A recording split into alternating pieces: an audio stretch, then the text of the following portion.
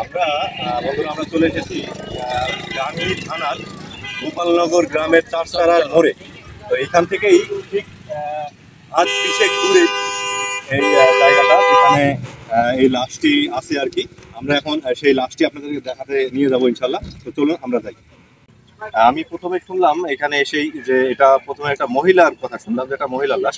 পরে এখানে জনগণের কাছ থেকে আমি শুনলাম যে এটা নাকি একজন পুরুষের লাশ। তো চলুন আমরা এখন যাই, আগাই। এখানে কিন্তু অনেক বন্ধুরা দেখতে পাচ্ছেন, এখানে কিন্তু এখন অনেক ভিড়, আর সবাই কিন্তু সেই লাশটি দেখার জন্য অলরেডি চলে আসছে।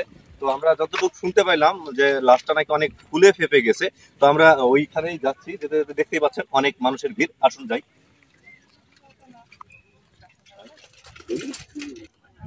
বন্ধুরা আমরা কিন্তু অলরেডি এখানে এসে লাশ আমরা সচক্ষে দেখার মতো সাহস আমার হয়নি। আমি যতটুকু পেরেছি মোবাইলে দেখার চেষ্টা করছি।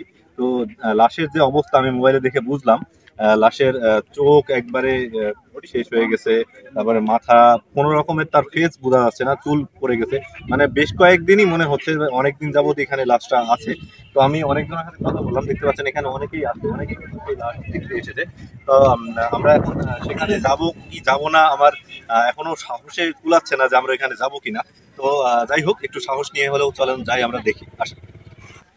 এই যে দেখুন কত মানুষ এখানে ভিড় করছে সেই লাশটি দেখার জন্য।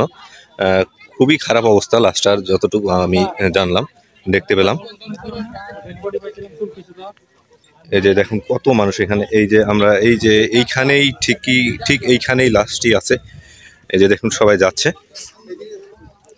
এই যে ঠিক এখানেই লাশটা আছে। আমি একটু জুম করে আপনাদের দেখানোর চেষ্টা করি। এই যে এখানে লাশটা আছে। তো বন্ধুরা আমরা কিছু ক্রাইটেরিয়া মেনে চলবো, এর জন্য আমি আপনাদের লাশটা দেখাতে পারবো না। তো আশা করি আমাদের সঙ্গেই থাকবেন। ধন্যবাদ সবাইকে, আল্লাহ হাফেজ।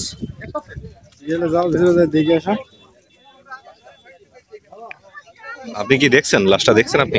আচ্ছা, মনে হচ্ছে যে আপনার কোনোভাবে পরিচিত মনে হচ্ছে? না, আর চেহারাও তো বোঝা যাচ্ছে না। আচ্ছা, ঠিক আছে বন্ধুরা, আজকে এ পর্যন্তই। আল্লাহ হাফেজ।